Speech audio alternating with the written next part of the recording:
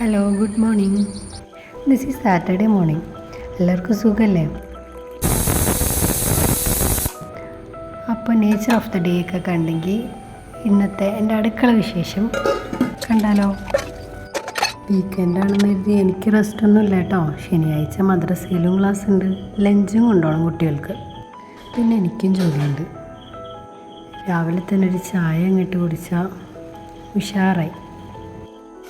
എൻ്റെ രണ്ട് കുട്ടികൾ സെയിം ക്ലാസ്സിലാണ് പഠിക്കുന്നത്. ഫെയിലായതുകൊണ്ടല്ല, അവരൊരുമിച്ചാണ് ആക്കിയത്.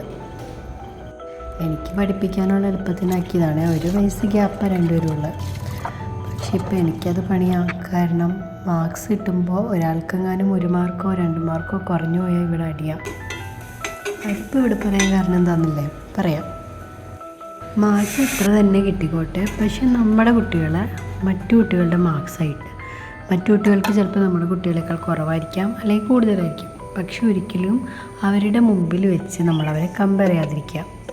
ഇതിപ്പോൾ സ്വന്തം കുട്ടികളുടെ കാര്യത്തിൽ തന്നെയല്ല, മറ്റുള്ള കുട്ടികൾക്ക് മാർക്ക് നമ്മുടെ കുട്ടികളെക്കാൾ കൂടുതലോ കുറവോ കിട്ടിയാൽ അത് നമ്മൾ അവരുടെ മുമ്പിൽ വെച്ച് പറയാതിരിക്കുക.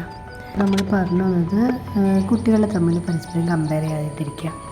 അങ്ങനെ കമ്പയർ ചെയ്യുന്നത് കൊണ്ട് കുട്ടികൾക്ക് ഉള്ളിൽ മറ്റുള്ള കുട്ടികളോട് അവരാരായിട്ടാണോ കമ്പയർ ചെയ്യുന്നത് ആ കുട്ടിയോടൊരു ദേഷ്യം മനസ്സിൽ വരാൻ അതൊരു കാരണമാവും. പിന്നെ അവർക്കിടയിൽ ഒരു നല്ല ഫ്രണ്ട്ഷിപ്പ് ഉണ്ടാവില്ല. എൻ്റെ എക്സ്പീരിയൻസിൽ നിന്നാണ് പറയണത്. എൻ്റെ ചെറുപ്പത്തിൽ ഞങ്ങളുടെ ക്ലാസ്സിൽ ടോപ്പ് മാർക്ക് വാങ്ങിക്കുന്ന കുട്ടി എൻ്റെ വീടിൻ്റെ തൊട്ടടുത്തായിരുന്നു. എൻ്റെ പാരൻസ് എപ്പോഴും എന്നെയും ആ കുട്ടിയെയും തമ്മിൽ കമ്പയർ ചെയ്യായിരുന്നു. അതുകൊണ്ട് ആ കുട്ടിയെ കാണുന്ന തന്നെ എനിക്ക് ദേഷ്യമായിരുന്നു. കഥ പറഞ്ഞ് നിൽക്കുന്നതിൻ്റെ ഇടയിൽ ഞങ്ങളുടെ ബ്രേക്ക്ഫാസ്റ്റും കഴിഞ്ഞു, ലഞ്ചിൻ്റെ പ്രിപ്പറേഷൻസും കഴിഞ്ഞു. ഇനി കിച്ചണൊക്കെ ഒന്ന് ക്ലീൻ ചെയ്തിടാം.